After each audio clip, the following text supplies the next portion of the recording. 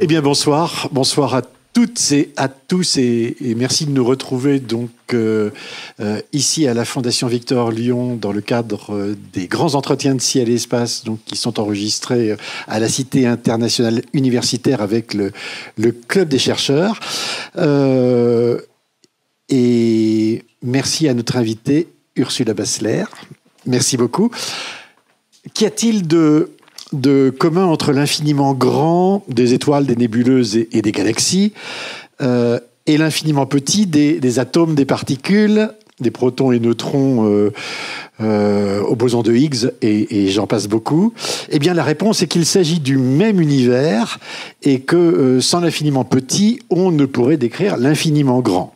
Voilà, donc nous allons parler de physique, de lien entre ces deux infinis, en compagnie d'Ursula Bassler, donc qui est physicienne, directrice adjointe de l'IN2P3. l'IN2P3, ça veut dire l'Institut national de physique des particules, et qui a présidé le conseil du CERN de 2019 à 2022, donc encore récemment, et coordonné cet ouvrage intitulé Infiniment petit, donc bourré de contributions de tas de chercheurs, un ouvrage qui vient de sortir et qui est édité chez CNRS Éditions.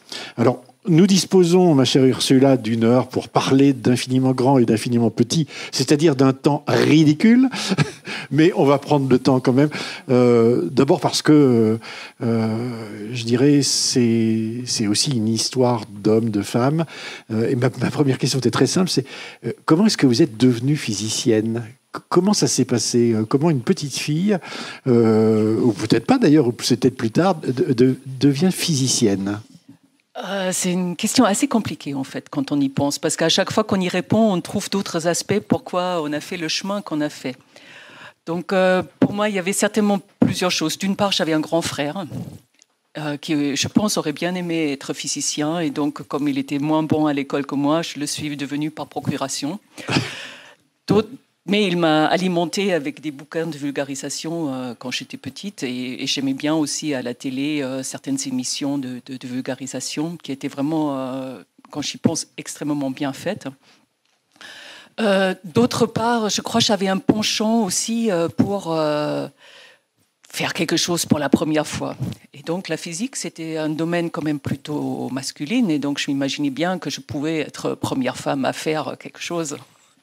Et c'était certainement une seconde motivation qui a joué là-dedans.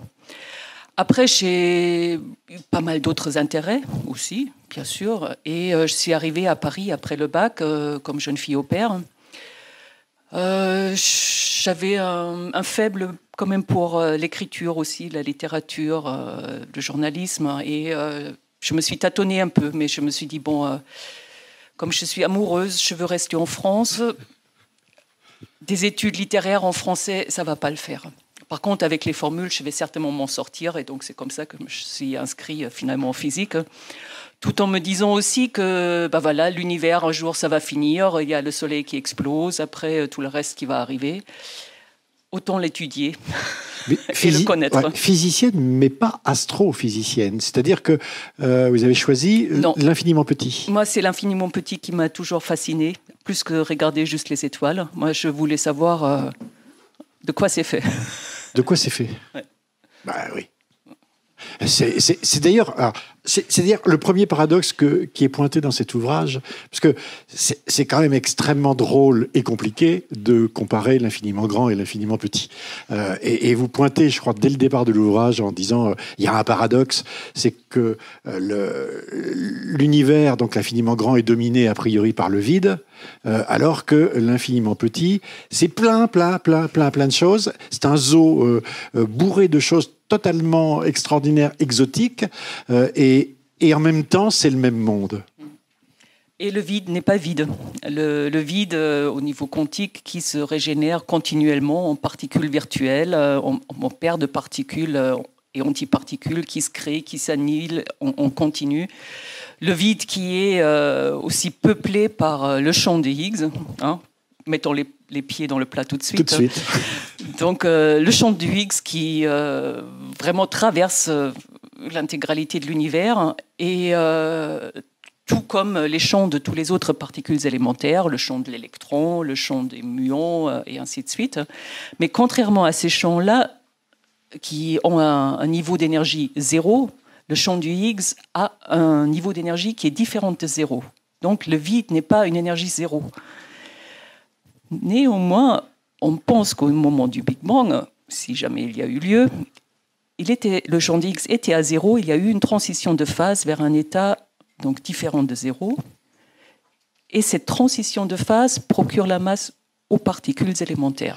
Donc ce que vous appelez ce qu'on appelle le champ de Higgs, donc qu'on a souvent comparé. Alors je ne sais pas si l'image est bonne, mais on a souvent dit c'est comme si vous étiez sur une plaine et que tout est enneigé partout, et ça donne cette image finalement de quelque chose qui est présent, mais qui est partout en même temps et qui n'est pas composé seulement d'un élément. Elle est juste cette image ou pas ? Oui et non, c'est pas l'image que j'ai. Donnez votre image. Mais c'est très difficile. Je me suis fait sermonner ce matin par notre service de communication qui m'a dit oui, mais toi tu parles que de physique, il faut que tu trouves des images.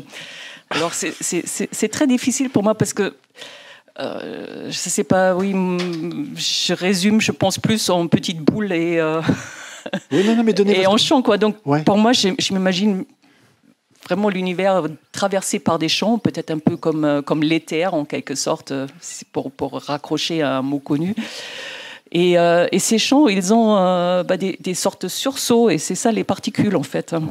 Ces particules, c'est pas des billes, c'est des sortes de perturbations de ces champs-là, quoi. Qui apparaissent et qui disparaissent. Qui apparaissent, qui disparaissent, mais qui sont. Il y a des vraies particules.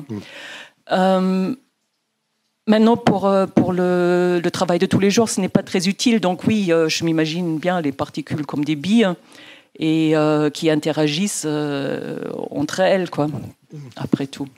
Avec le champ des Higgs, maintenant, c'est différent parce que là, lorsque les particules interagissent avec le champ des Higgs, c'est là où ils acquièrent donc une masse, donc une sorte d'inertie. Donc le plus massif qu'ils sont, le plus ils sont freinés dans leur mouvement, en quelque sorte, par ce champ des Higgs, quoi. Alors, moi, je vous propose qu'on fasse un petit point, parce que vous le faites dans le livre. Vous nous expliquez que, finalement, si on veut regarder les deux, infiniment grands et infiniment petits, finalement, il n'y a qu'un seul outil, c'est la physique. Bon. Et la physique, c'est au moins deux outils différents. Ce sont les théories et ce sont les instruments d'observation.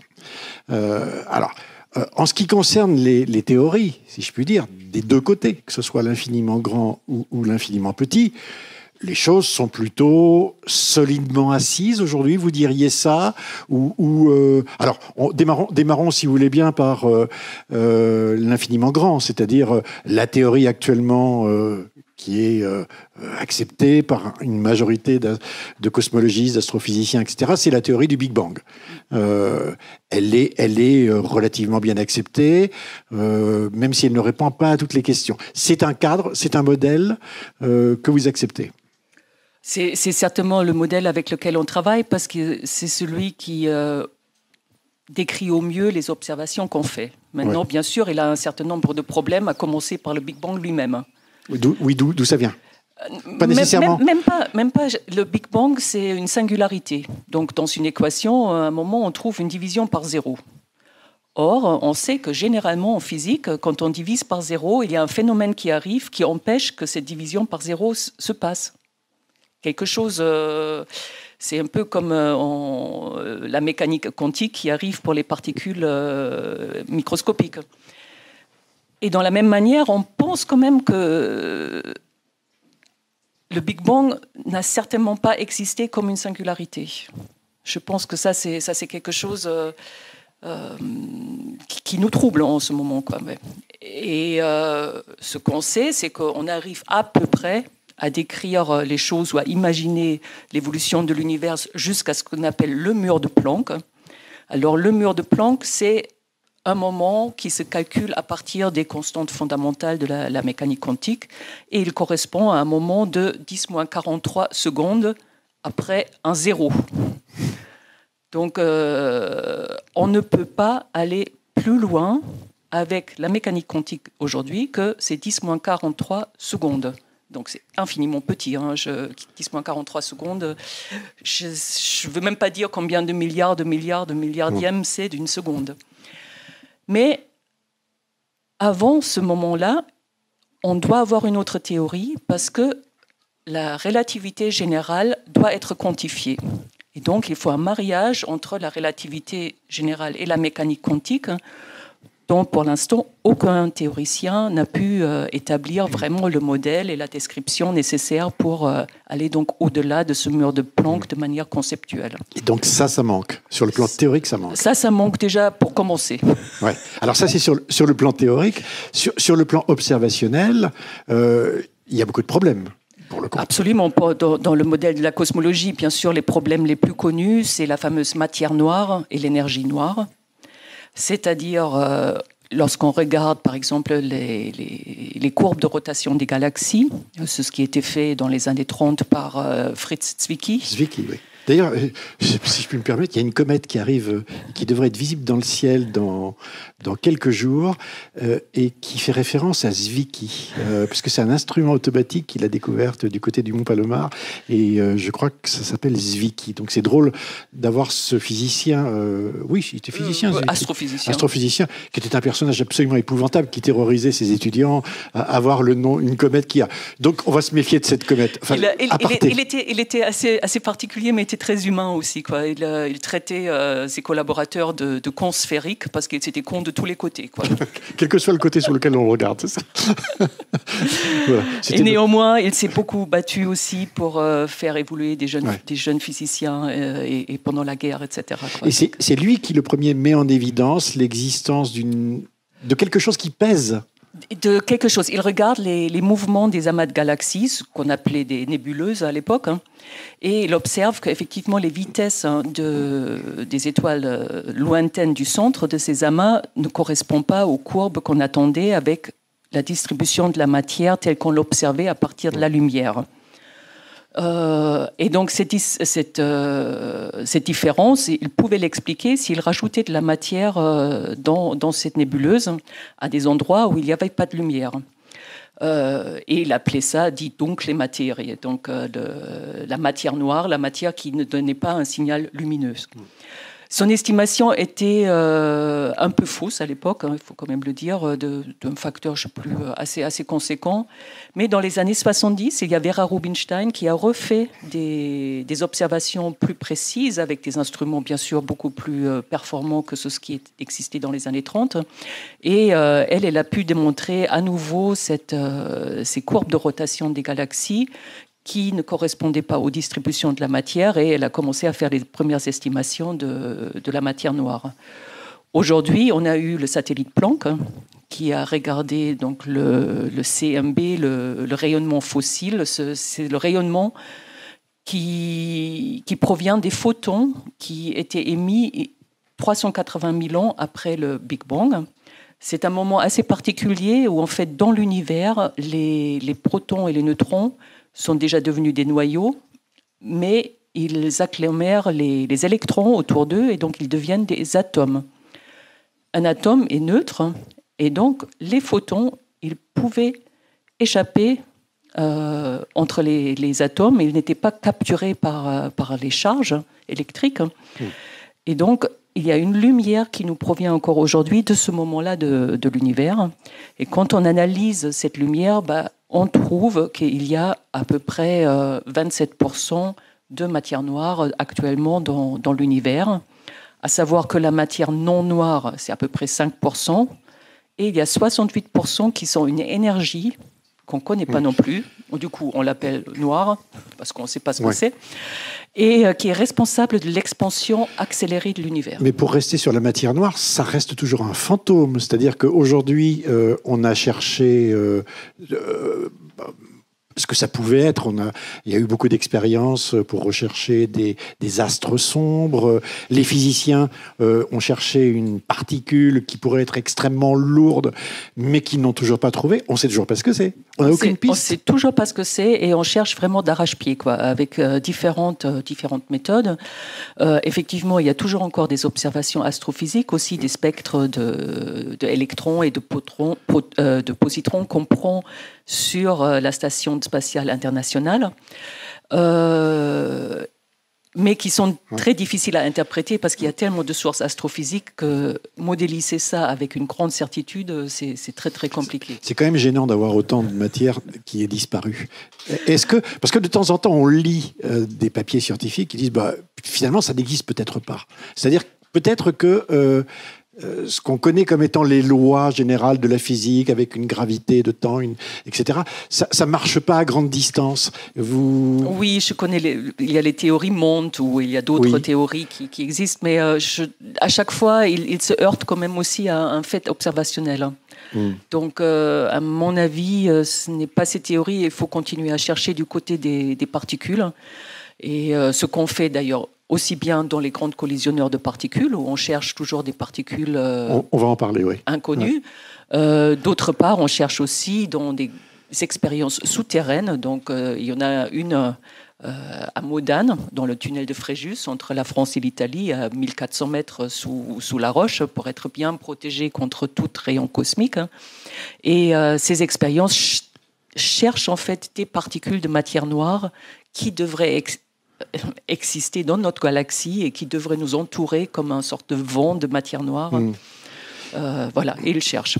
Et leur sensibilité a extrêmement cru ces dernières 15 ans, mais on n'a toujours rien.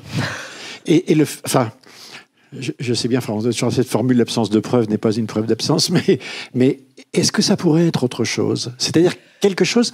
alors, je ne veux pas dire complètement n'importe quoi, mais on a commencé à parler de possibilités qui existent, plein de petits trous noirs, par exemple, donc par essence invisibles, etc., qui auraient une certaine masse. Est-ce qu'il n'y a pas des hypothèses qu'on n'a pas encore aujourd'hui retenues ? Il y a une autre hypothèse qui n'est pas facile à exclure expérimentalement, c'est les actions. C'est des particules qui apparaissent dans la théorie qui règne entre les quarks et les gluons.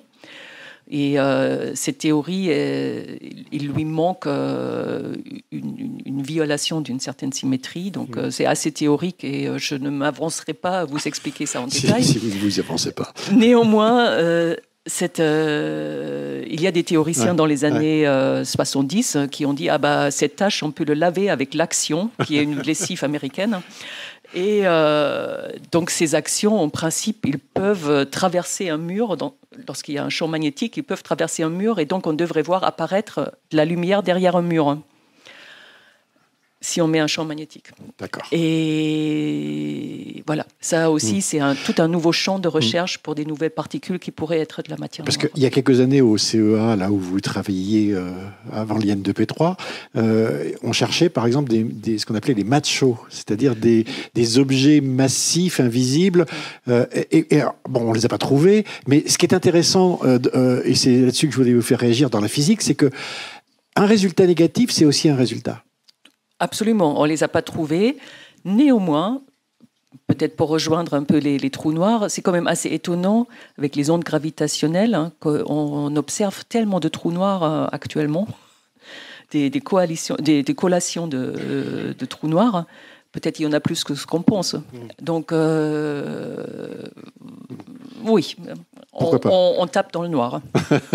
Bon, on ne va pas rester scotché sur la matière noire, mais c'était quand même dans ce modèle du Big Bang un vrai souci. Deuxième souci, il n'est pas léger non plus, c'est l'expansion de l'univers qui s'accélère à grande distance et qui semble montrer la présence d'une force, donc encore une fois inconnue, baptisée énergie noire, encore un fantôme, qui serait comme une gravité inversée, c'est-à-dire une gravité négative. Alors, qu'est-ce que ça dit aux physiciens et à la physicienne que vous êtes ?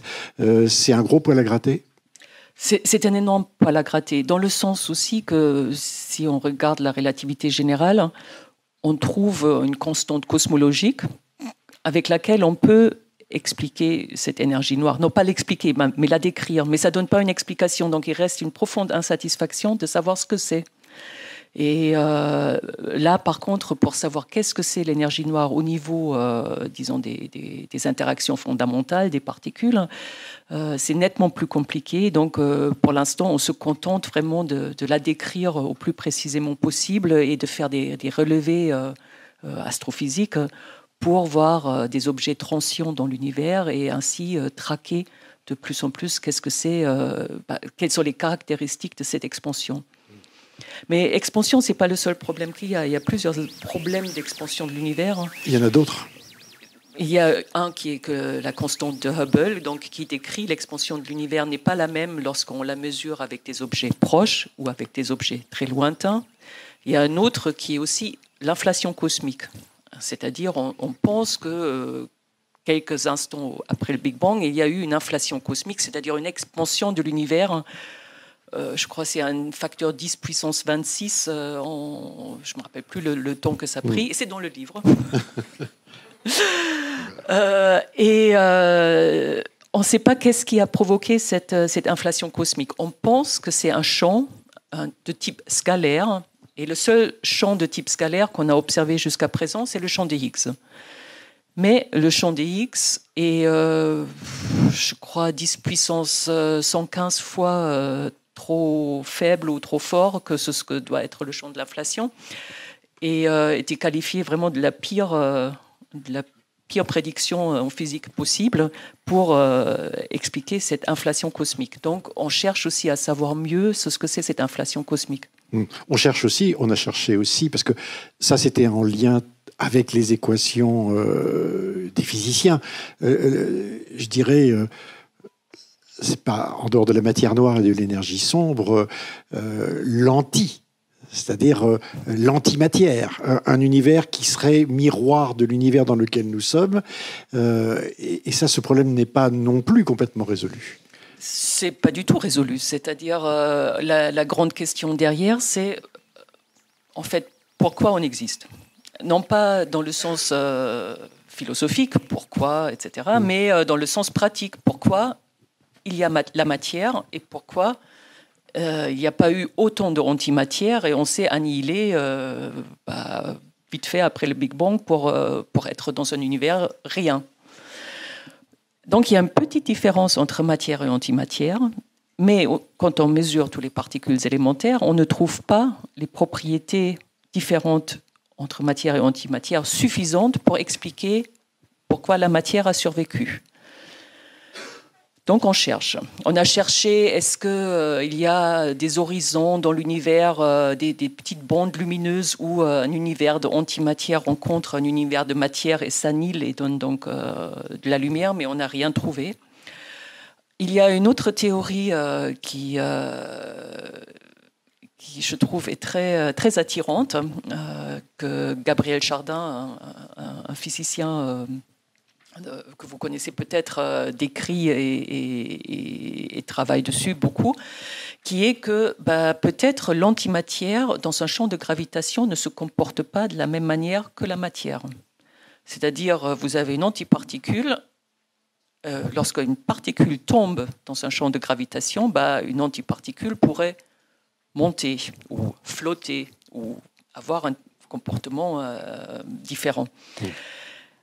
On peut dire c'est farfelu, oui, mais ça n'a jamais été mesuré. On ne sait pas si l'antimatière se comporte pareil dans la gravitation que la matière. Et donc pour cela, il y a actuellement 3 expériences au CERN qui essayent de mesurer cela. C'est des vrais tours de force techniques. Parce qu'on a réussi à fabriquer de l'antimatière au CERN. Au CERN, on fait de l'antimatière tous les jours, non. En petite quantité. En toute petite quantité. C'est pas Angers démon comme on a pu le lire il y a quelques années, non.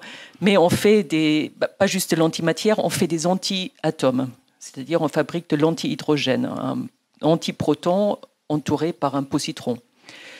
Et pour tester la gravitation, c'est nécessaire d'avoir une particule neutre parce qu'une particule chargée interagirait de manière électromagnétique avec son environnement tellement qu'on ne verrait pas les subtils effets de la gravitation. Donc, voilà, il y a quelques mois que les expériences ont recommencé à prendre des données. Et maintenant, on attend. Alors toujours cet aller-retour entre théorie et expérimentation, expérience, observation. Les théoriciens peuvent imaginer tous les mondes possibles et imaginables. Si l'observation leur dit que ça ne marche pas, il faut qu'ils reviennent à leurs chères études. Tout à fait, tout à fait. Ça marche toujours comme ça. C'est toujours comme ça, et je pense que c'est ça la différence entre, disons, la religion et la science.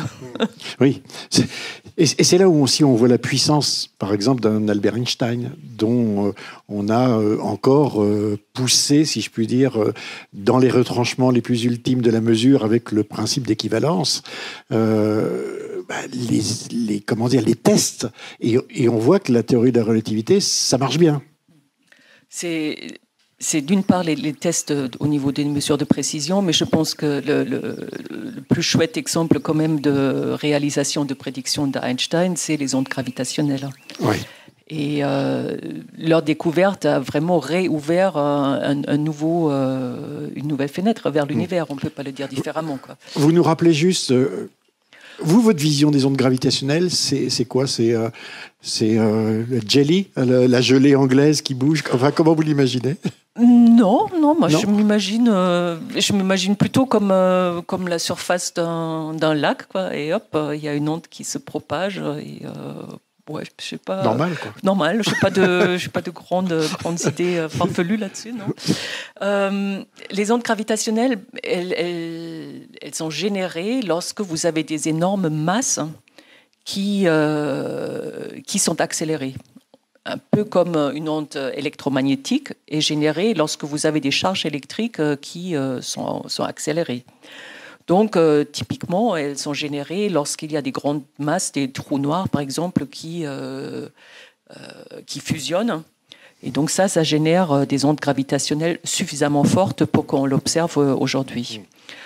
Et bien sûr, je pense pour nous, les physiciens de particules, la première chose plus intéressante, c'était d'observer les ondes gravitationnelles. Parce que c'était... Et ça, c'était pas trivial. Pas du tout. Ça a pris... quand moi, j'étais en thèse, il y avait les premières tentatives de commencer les expériences, quoi. Donc, c'était dans les années 90, donc à peu près 25 ans, je dirais, qu'ils ont travaillé là-dessus. Et tous les ans, on entendait quand est-ce que vous arrêtez cette expérience, parce qu'ils ne vont jamais rien trouver, quoi. Et oui, parce que ça consistait à mesurer le rétrécissement et l'allongement, si je puis dire, d'une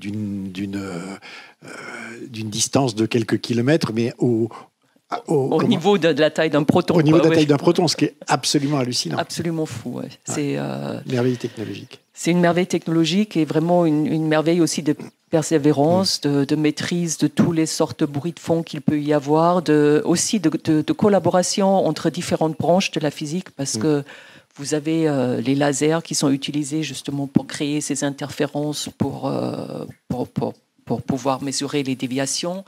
Vous avez les sciences des matériaux, parce que ces lasers sont réfléchis dans des miroirs, et c'est les miroirs les plus réfléchissants du monde, qui sont d'ailleurs faits à Lyon. Soyez un peu fiers de ce qu'on fabrique. Cocorico. Ouais. Donc il y a aussi des différentes technicités de tous les champs de la physique qui rentrent en Et depuis, on fait une nouvelle astronomie, parce qu'on découvre la coalescence de trous noirs dont on n'imaginait pas qu'il pouvait en exister, de ces masses-là. On arrive carrément à identifier l'origine de la vibration de l'espace-temps. C'est ça qui était incroyable. Et pas juste les trous noirs, il y a aussi les étoiles à neutrons. Oui. Du coup, ça permet aussi à nouveau d'avoir plus d'informations sur les propriétés des étoiles à neutrons, ce qui intéresse les physiciens nucléaires qui sont intéressés dans cet état de la matière qui est extrêmement dense. Mais le plus intéressant avec les ondes gravitationnelles, pour moi, je trouve, c'est que peut-être il y a des ondes gravitationnelles primordiales. Et ces ondes gravitationnelles primordiales viendront vraiment de l'époque de l'inflation et pourraient nous renseigner sur tout l'univers qui, pour l'instant, est inobservable et nous renseigner justement sur la transition du champ du boson de Higgs de son état avec une énergie zéro à son état actuel. Et ça, c'est... En fait, une vibration de l'espace-temps, comme il y a un fond diffus cosmologique. Exactement. exactement. Donc, comme il y aurait eu une chaleur initiale, si je puis dire, dont on capte encore des photons, donc de la chaleur, il pourrait encore y avoir une vibration qu'on pourrait enregistrer. Qu'est-ce qui manque pour qu'on la capte ? Les instruments qui sont suffisamment sensibles de les capter. Ouais. Il est possible de les voir indirectement dans le rayonnement fossile. Lorsque le rayonnement fossile, il a une propriété qui est la polarisation. On n'a pas encore pu démontrer qu'il y a cette polarisation qui existe, mais si on arrive à la montrer, on sait que c'est un signe de ces ondes gravitationnelles primordiales. Ensuite, on aimerait bien avoir d'autres expériences. Il y a un projet LISA qui envoie des satellites dans l'espace à des millions de kilomètres, et donc on fera des expériences d'interférence sur des millions de kilomètres. Ça nous rapproche en sensibilité à ces ondes gravitationnelles primordiales, mais même ça, c'est peut-être pas suffisant pour les voir directement. Bon, maintenant, je sais que vous auriez pu être astrophysicienne, mais comme vous êtes physicienne, c'est l'autre, je dirais, grand infini que j'ai envie de questionner aussi, évidemment, parce que lui aussi a un modèle standard, c'est même son nombre. Très souvent, on l'a appelé en rigolant la caisse à outils, parce que, alors vous me direz, moi j'adore les images, mais on va toujours dire, regarde, je sais pas, la cathédrale, une cathédrale, et puis essaie de savoir de quoi elle est composée sans pouvoir la démonter. C'est bien ça l'esprit de la physique, c'est bien ça l'esprit du modèle standard. L'esprit du modèle standard, c'est on essaie d'expliquer la matière, bien sûr, essentiellement, et on essaie de questionner est-ce qu'on peut observer quelque chose qui ne correspond pas à ce modèle. Et oui. C'est ça la grande quête, c'est de trouver des déviations, et on travaille là-dessus vraiment. La caisse à outils, aujourd'hui, on la connaît. Donc, on a réussi, à partir de la théorie au départ, à savoir de quoi était composé le monde physique. On est d'accord. C'est-à-dire, on a une caisse d'outils qui s'appelle le modèle standard. Qu'est-ce qu'il y a dedans ? Donc, là-dedans, il y a l'électron, que vous connaissez tous, qui est dans les fils électriques lorsqu'on passe un coup de fil filaire. Oui, dans un autre monde. Il y a ses cousins, c'est-à-dire des particules plus lourdes, le muon et le tau. Et la seule différence de ces particules muon et tau par rapport à l'électron, c'est que leur interaction avec le champ de Higgs est différente, ce qui leur confère une masse plus élevée. Ensuite, vous avez les constituants des protons et des neutrons. Ça, c'est les quarks et les gluons qui les tiennent ensemble. Et donc, pareil, il y a deux quarks et gluons qui sont, comme dit, de la génération première. Ceux qui font vraiment la matière, c'est les quarks up and down. Mais on a, pareil, trouvé deux autres familles, le charm et le strange, et le bottom et le top, qui, pareil, se distinguent uniquement par leur interaction avec le champ de Higgs de la première génération. Si je prends la table qui est là, elle est composée d'atomes. Oui. Ces atomes sont composés, si je prends un atome, il est composé d'un noyau. Dans ce noyau, il y a un proton et un neutron. Si je casse le proton, il est composé de quarks et de gluons, c'est-à-dire en fait des petits éléments physiques et des forces. C'est toujours de la colle et des clous avec de la matière solide, c'est ça ? Enfin, solide. J'ai beaucoup de mal avec les mots, mais vous avez les mots exacts, moi je ne les ai pas. Mais on réduit petit à petit en divisant. Oui. Mais le tout est en interaction. Le tout est en interaction, et surtout lorsqu'on arrive au proton, ce n'est pas trois quarks qui forment un proton de manière statique, mais ces trois quarks sont en perpétuelle interaction, entourés par des paires de quarks virtuels qui se créent, qui s'annihilent, qui font en sorte de condenser de matière autour de ces quarks de valence, comme on les appelle. C'est les quarks qui constituent. Ah, oui. Et en fait, finalement, quand on regarde, la structure même du proton est extrêmement compliquée. Oui, parce qu'il y a des quarks de la mer, j'ai adoré ce mot-là, les quarks de la mer qui vont avec les quarks de valence. On a l'impression... Alors, je vais vous dire le paradoxe pour quelqu'un qui n'est pas physicien, c'est qu'on a l'impression que ce qu'on considère, nous, comme étant solide, ça c'est du costaud, madame, c'est de la table. Ben, en fait, quand on va dans l'infiniment petit, Non, ça ne l'est pas. Ça tient pas tellement. Et d'autant plus que si on pense maintenant au quark et au gluon dans le proton, vous pensez, voilà, le proton, il a une masse, et la masse est faite de la somme de ces masses de ces trois quarks. Or, finalement, 95% de la masse du proton ne vient pas des quarks même, de leur interaction avec le champ de Higgs, mais vient tout simplement des interactions entre eux. Donc il faut toute cette bestiaire en fait, de particules virtuelles pour faire la masse du proton. Et ça, c'est assez stupéfiant, quoi. C'est assez incroyable. Donc, en fait, ce qu'on pèse, c'est virtuel. Ouais. Donc, si vous allez demain sur votre balance, ne vous inquiétez pas trop, tout ça, c'est... On peut être assez tolérant. Les physiciens se posent aussi la question, et elle est fondamentale, de la durée de vie du proton, par exemple, qui pour le compte, correspond à la durée de vie de l'univers, on est bien d'accord.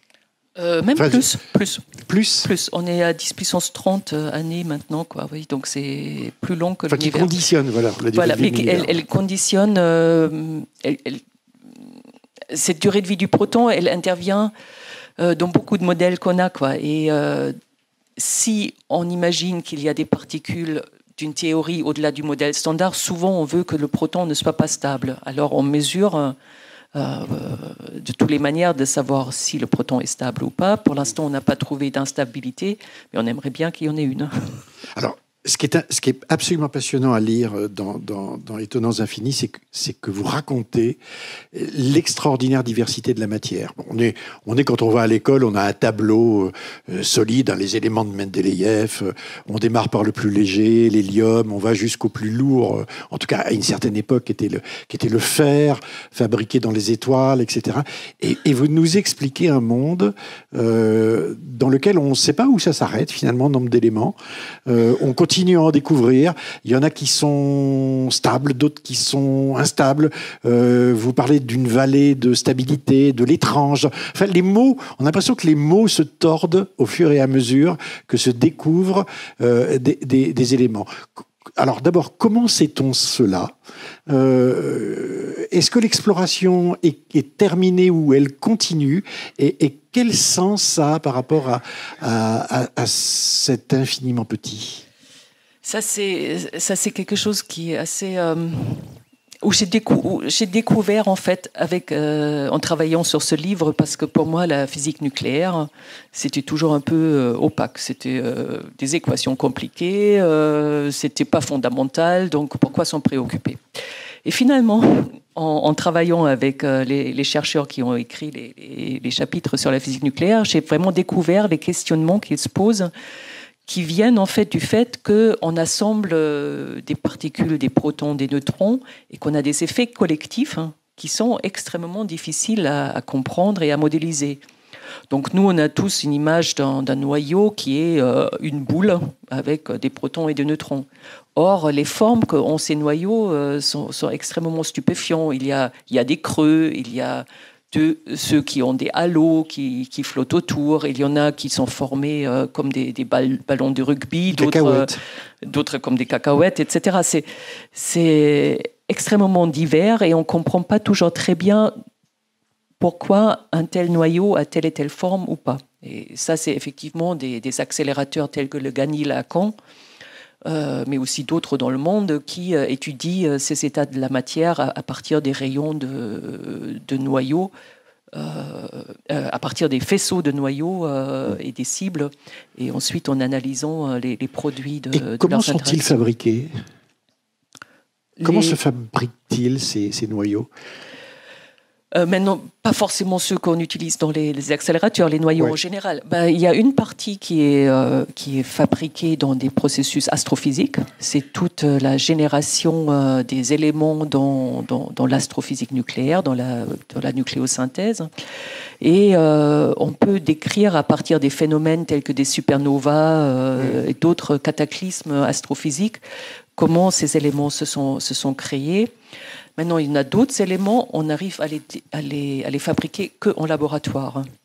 Et il y a une histoire quand même assez impressionnante pour tous les éléments qui sont plus lourds que l'uranium, l'uranium étant le plus lourd élément naturel, qui était fabriqué dans des compétitions assez extraordinaires entre les différents laboratoires. Bien sûr, vous avez un peu de guerre froide là-dedans avec les laboratoires américains, les laboratoires russes, parfois les Japonais qui se mêlaient et là, les Européens qui trouvent quelque chose. Mais c'est vraiment une poussée vers qui trouve l'élément le plus lourd. Et actuellement, on arrive à un élément qui a 118 protons. C'est un élément qui s'appelle l'oganésion et qui est nommé selon un des grands physiciens de cette quête-là, mais qui est toujours en vie, ce qui est assez... Et ça pourrait aller plus loin? Ça ferme actuellement, si vous imaginez le tableau de Mendeleïev, il y a différentes couches et actuellement on a fermé une couche. Ça peut aller plus loin. La théorie ne met pas de limite tout de suite. On pourrait avoir une autre rangée avec même des noyaux qui deviendront stables à un moment, ce qu'appelle l'îlot de la stabilité. Mais voilà, on n'y arrive pas encore à les faire expérimentalement. Tout ça est bien étrange quand même. Donc c'est extraordinaire de voir que ce monde continue à l'échelle de l'infiniment petit à avoir des objets ou des particules, enfin des protons. Vous parlez d'un zoo, hein, ça fourmille de partout, on en découvre. C'est assez extraordinaire quand même. Qu'est-ce que je peux dire? Oui. Non, c'est votre monde. Mais... C'est assez extraordinaire et en même temps, c'est assez impressionnant de voir dans les appareils, dans les instruments, les manifestations assez concrètes et assez directes de ces particules. C'est une question que quelqu'un dans le livre pose, c'est est-ce qu'on peut savoir sans voir? Effectivement, l'anecdote, c'était une étudiante qui est arrivée dans un laboratoire à Orsay lors d'une journée de porte ouverte qui titulait Voir l'invisible ou voir les particules, et elle était très déçue que finalement on ne pouvait pas les voir pour du vrai, mais que de manière interposée avec bien sûr des détecteurs qui produisent des signaux électriques qu'ensuite on visualise. Donc c'est un peu les cavernes de Platon, c'est-à-dire on voit les effets, mais on ne voit pas la chose en soi, quoi, qui reste effectivement invisible pour nos yeux. Tout ça suppose, évidemment, comme pour l'astrophysique, qui dispose de grands télescopes au sol et dans l'espace, d'instruments absolument extraordinaires. Bon, vous avez travaillé au LHC, qui est là où on a découvert le boson de Higgs, qui continue effectivement à percer, en tout cas à faire des expériences de collision pour savoir ce qui se passe à l'intérieur de la matière. Qu'est-ce qui ne marche pas aujourd'hui dans le modèle qui questionne la physique et qui, alors on va y arriver, mais qui oblige les physiciens à dire il faut qu'on ait des machines encore plus puissantes, qui soient encore plus performantes pour qu'on voit encore mieux. Qu'est-ce qui ne fonctionne pas? Donc on a déjà parlé de l'énergie noire, de la matière noire, de l'antimatière, de la différence entre matière et antimatière. Je pense qu'il y a un autre comment dire, un petit truc qui nous gêne. Un détail. Un détail qui est un peu gênant. Un diable. C'est la stabilité de l'univers. La stabilité de l'univers. Oui, rien de moins, quoi. C'est-à-dire, je vous ai parlé du champ du boson de Higgs, qu'il était à un niveau d'énergie zéro, qu'il a fait une transition de phase pour être là où il est aujourd'hui. Et bien sûr, on peut poser la question, est-ce que là, c'est stable ou il peut faire une autre transition de phase? Et on peut calculer ça. Et les ingrédients à ce calcul sont d'une côté la masse de ce boson de Higgs et de l'autre côté la masse du quark top, qui est le quark le plus lourd, qui est aussi lourd qu'un noyau d'un atome d'or, typiquement. Et lorsqu'on fait ce calcul, on trouve que l'univers est dans un état métastable. C'est-à-dire, en principe, à n'importe quel moment, le boson d'Higgs pourrait faire une transition de phase pour aller dans un état plus fondamental. Et je vous inquiète pas trop, ça ira vite. Hein. Oui, à la vitesse de la lumière. On se rend compte de rien, mais on disparaîtra d'un coup. Oui, et ça gêne quand même un peu, quoi. Donc on n'aime pas trop cette vision du monde. Oui. Et bien qu'on... Ça règle le problème des retraites. C'est pas le seul que ça règle, et bien qu'on soit dans un monde déjà bien instable, on aimerait bien avoir un peu plus de stabilité au niveau des champs de Higgs. Donc ça, c'est quelque chose qui nous taraude, et on sait que si on découvrirait des particules d'une autre théorie, ça stabiliserait ce champ des Higgs, et donc on pourrait dormir tranquillement, quoi. Oui, je vois bien.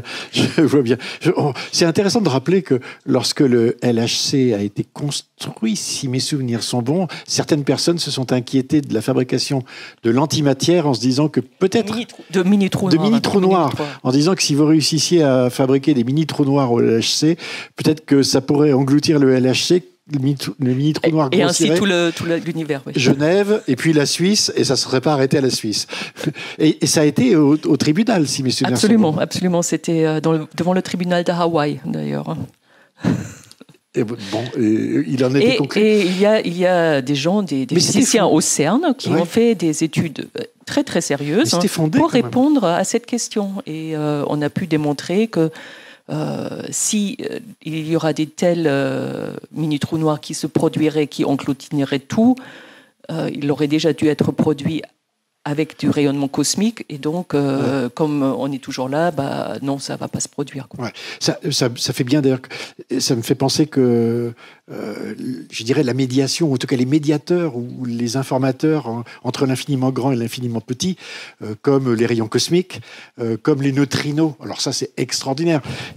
On n'a pas le temps de tout dire, mais l'histoire des neutrinos, elle est formidable. C'est-à-dire qu'aujourd'hui, on réussit, grâce à des détecteurs qui sont au fond des océans, qui sont dans les glaces, qui sont sous les montagnes, à dire, voilà, on a attrapé 60 ou 70 neutrinos qui viennent de telle galaxie à telle distance. Enfin, c'est absolument merveilleux, ça. C'est merveilleux, et moi, j'ai une certaine fascination quand même pour l'univers primordial. Hein. Donc, comme il y a cette barrière-là des 380 000 ans après le Big Bang avec les photons, on ne peut pas voir plus loin. Il y a les ondes gravitationnelles qui sont probablement un peu trop loin dans le futur pour que moi, je saurais quand on les découvrirait, le fond des ondes gravitationnelles primordiales. Mais il pourrait aussi y avoir des neutrinos primordiaux qui auront pu traverser l'univers opaque avant les photons, et qu'on pourrait éventuellement détecter à un moment et voir un fond de neutrinos cosmiques, et certainement en déduire beaucoup de choses sur cette phase de l'univers primordial qui, pour l'instant, est... Donc on vient juste d'ouvrir les yeux. Non, on n'y est pas encore. Mais ce qu'on capte là, c'est juste le début de quelque chose qui est possible. J'espère. Ouais. Alors, vous avez travaillé, vous avez, présidé le conseil du CERN, ce qui est une organisation extraordinaire, internationale, avec des milliers de chercheurs venus du monde entier, dans une machine absolument considérable. J'imagine que ça a été une expérience tout à fait extraordinaire pour une physicienne comme vous. C'était pas que des problèmes administratifs, j'imagine. Non, c'est pas des problèmes administratifs, c'est des problèmes de gouvernance, de politique scientifique, de diplomatie scientifique. Donc le CERN, c'est effectivement une organisation internationale qui a été fondée en 1954 à l'issue de la Deuxième Guerre mondiale, où 12 pays européens ont dit il faut qu'on retravaille ensemble, et surtout pour explorer la physique des particules, la physique nucléaire, et être au meilleur niveau, il faut qu'on mette nos ressources ensemble pour pouvoir être compétitif au niveau des infrastructures nécessaires. Et donc aujourd'hui, le CERN a 23 pays membres. Donc le conseil du CERN, vous avez des représentants de tous les 23 pays membres, et il faut que vous vous mettez d'accord avec tout le monde sur des positions qui concernent les prochaines machines, l'exploitation de l'existant, les budgets de l'année à venir, et toutes ces questions-là. Donc, bien sûr, actuellement, la situation est pas très facile non plus parce que la Russie était un pays observateur au CERN et elle contribue beaucoup dans des expériences. Et l'Ukraine est un membre associé et on n'a jamais eu cette situation où il y a une guerre entre... Mais finalement, c'est un peu comme dans l'espace, c'est-à-dire c'est un endroit qui échappe aussi un peu aux turbulences du monde. Qui a échappé jusqu'à présent et je pense qu'actuellement, on est quand même en plein dans les turbulences et on se demande vraiment encore comment gérer cette situation, surtout si elle se prolonge. Alors, vous décrivez, les auteurs décrivent en détail le fonctionnement. Alors là, on a de quoi se régaler. Je lis juste une phrase. Tous les 25 nanosecondes, les faisceaux de protons du LHC se croisent, soit 40 millions de fois par seconde. Lors de chaque croisement, plusieurs protons rentrent en collision. Pour chacun des détecteurs, c'est plus de 10 téraoctets de données qui sont produits chaque seconde. Un flux plus grand que la totalité du trafic Internet jusqu'en 2014. Et puis, 3 pages plus loin, on lit... ainsi, plus de 99,9% des données issues des collisions sont perdues à jamais. J'ai adoré, c'est-à-dire, en gros, on collecte une quantité absolument hallucinante d'informations en faisant rentrer en collision de la matière. Puis, il y en a tellement que, il faut gérer et tout, donc on en jette plein à la poubelle, et on en attrape encore quelques-unes en se disant, pourvu que celle-ci, elle fonctionne. C'est drôle, quand même. C'est assez drôle. Si on pouvait produire que ceux qui nous intéressent, on le fera, mais on peut pas, quoi. Donc, on collectionne effectivement tous les collisions qui se produisent, on les voit, donc on peut pas s'en débarrasser. Et c'est ensuite, à travers tout un système électronique, en fait, qu'on discrimine entre les collisions qui sont intéressantes, qui sont uniques pour les LHC, et ceux qu'on a déjà étudiés dans les accélérateurs précédents et qui ont plus tellement d'informations. C'est ce qui est de plus efficace actuellement pour connaître l'intimité de la matière, toujours continuer à la faire rentrer en collision, toujours la casser, toujours essayer de la briser. Malheureusement, oui, je dirais. Maintenant, il y a bien sûr plein d'expériences aussi qui font des mesures de haute précision, où ils regardent juste quelques particules, mais dans des situations très particulières pour mesurer toutes les propriétés avec des précisions ultimes, telles que ce que je vous ai dit tout à l'heure. Par exemple, l'anti-hydrogène dans les champs de gravitation, c'est des toutes petites expériences. C'est toutes petites, ça tient dans la pièce, là. Il y a d'autres expériences qui regardent ce qu'on appelle le moment dipolaire du neutron, du muon, de toutes les particules. Ça aussi, c'est des expériences de ultime précision qui nous renseignent aussi sur la physique fondamentale. On a pu lire dans la presse à une certaine... il n'y a pas si longtemps, en disant, ils ont trouvé le boson de Higgs, ils s'attendaient aussi à une nouvelle physique. Finalement, tout fonctionne bien, tout est normal. C'est un peu une déception qu'on n'ait pas trouvé quelque chose qui soit une rupture, quelque chose qui ne marche pas dans la théorie, ou en tout cas dans l'observation, et qui... en gros, il n'y a pas de nouvelle physique qui apparaît. Alors, il y en a besoin d'une. Il y a besoin d'une, notamment pour la stabilité de l'univers, la matière noire, etc., l'antimatière, mais... effectivement, on était peut-être un peu trop optimiste. On voulait que ça passe tout de suite. Et la nature nous a dit, non, il faut que vous fassiez un peu plus d'efforts pour savoir ce que c'est. Donc, oui, on n'a pas tout compris. Et je pense qu'il y a une nouvelle physique et je pense qu'il faut persévérer à essayer de la trouver, maintenant, bien sûr... si on veut aller à des énergies plus élevées, il faut des machines plus grandes. Donc, il faut des projets qui sont plus grands, qui sont plus chers, qui nécessitent plus de participants, qui nécessitent des technologies qu'on ne connaît pas encore, et ainsi de suite. Vous développez des arguments forts pour dire ça ne sert pas seulement à la physique des particules, mais au CERN, on a inventé Internet, le web, l'intelligence artificielle, on y contribue, on interagit avec le monde médical, avec les spécialistes du globe, les volcans, vous donnez des tas et des tas d'arguments, mais le bout du compte, ça reste quand même fondamentalement de la recherche sur la compréhension de l'univers, on est bien d'accord? Absolument, et je pense que d'essayer de pousser la physique des particules ou la physique fondamentale dans les applications, c'est pas une bonne manœuvre. C'est-à-dire les applications, oui, on en fait. Bien sûr, on travaille avec l'industrie. Bien sûr, on contribue à l'innovation. Bien sûr, on fait tout ça, mais les vraies applications de la physique et de notre compréhension même de la physique, ils ne sont pas pour aujourd'hui, ils ne sont pas pour demain, quoi. J'adore un mot de Hypercurien qui a dit je n'ai pas peur de mourir, mais j'aimerais bien revenir dans 300 ans pour voir quelles sont les questions scientifiques qu'on se pose à cette époque-là. Et je pense avec les applications, c'est un peu pareil. On n'aurait pas pensé qu'on a besoin de la relativité générale pour utiliser son GPS.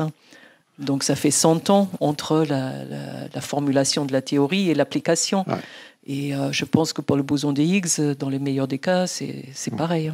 Alors, parmi les grandes questions, mais je dirais, vous n'y répondez pas vraiment, parce que c'est sans doute compliqué dans ce livre, mais quand vous comparez ces deux infinis, l'infiniment grand et l'infiniment petit, il y a évidemment un Graal. C'est l'idée qu'on parle du même univers. Or, aujourd'hui, on est bien obligé de constater que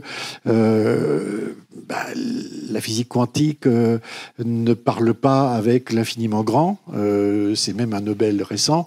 La décohérence, il y a un moment donné, ça ne se passe pas de la même façon. On n'a pas une équation, une théorie unique du monde.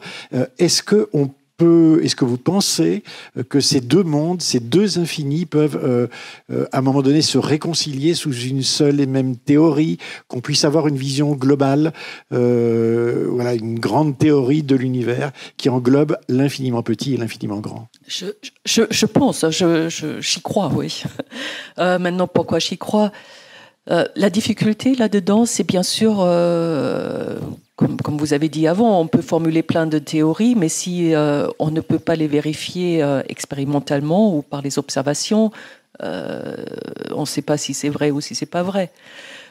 Donc la question est vraiment comment expérimentalement on peut arriver quelque part où ces deux mondes se parlent, parce que la gravitation dans une expérience de physique des particules, elle n'a aucun effet. En général, dans un collisionneur, les effets de gravitation ils sont tellement faibles devant toutes les interactions qui se passent que vraiment, vous n'avez aucune chance d'en apercevoir quelque chose.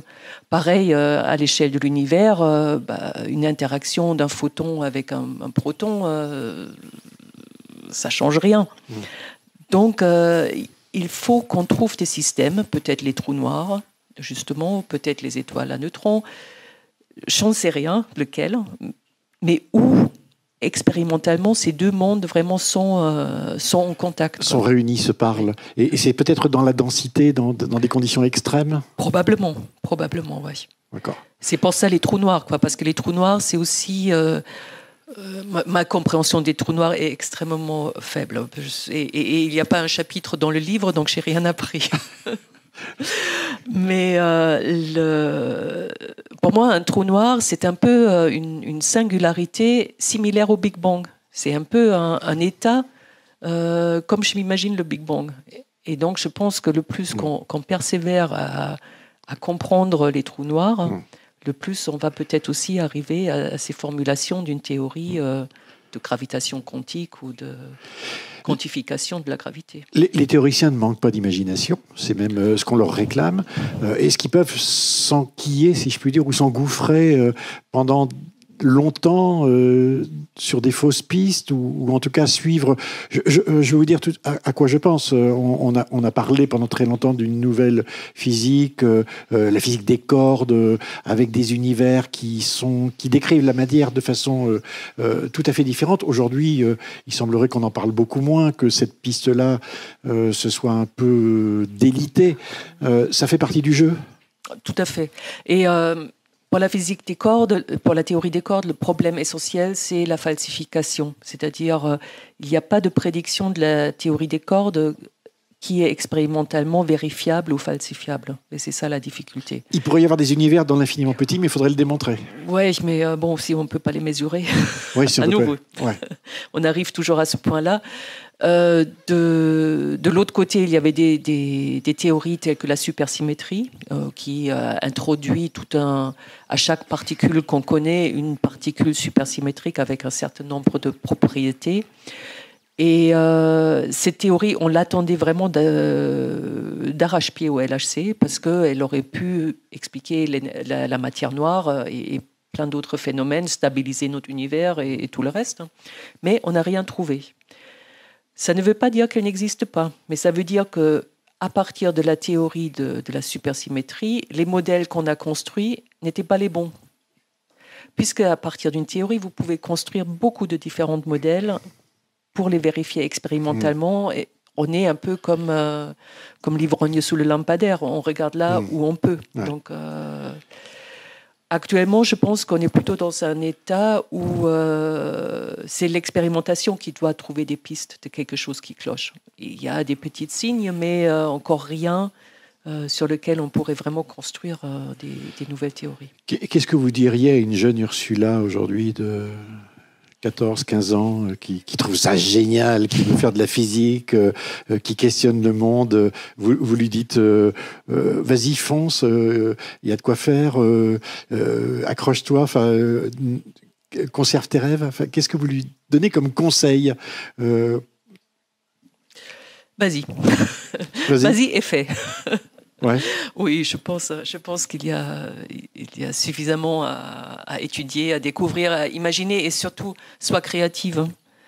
Je pense qu'une des choses qu'on doit le plus stimuler dans la recherche, c'est la créativité. C'est-à-dire avoir des idées qui sont disruptives, qui ne collent pas avec ce qu'on a pensé jusqu'à présent. Et c'est ça vraiment la difficulté la plus fondamentale. Et c'est pour ça que c'est difficile aussi de dire quelles seront les théories qui vont nous expliquer les questions qu'on a aujourd'hui. Probablement, je pense, ça peut être quelque chose de très disruptif auquel on ne pense même pas pour l'instant, quoi. Alors, j'avais gardé une phrase pour conclure notre entretien et je trouve qu'elle correspond à cela. C'est une phrase que vous avez mise en exergue dans le livre de Richard Feynman qui dit « La nature a une imagination tellement plus grande que celle de l'homme qu'elle ne nous laissera jamais de répit. » Merci beaucoup Ursula. Merci Alain à cette invitation. Merci. Merci de votre écoute. Je rappelle donc le titre du livre. Voilà, Étonnants infinis. Merci beaucoup.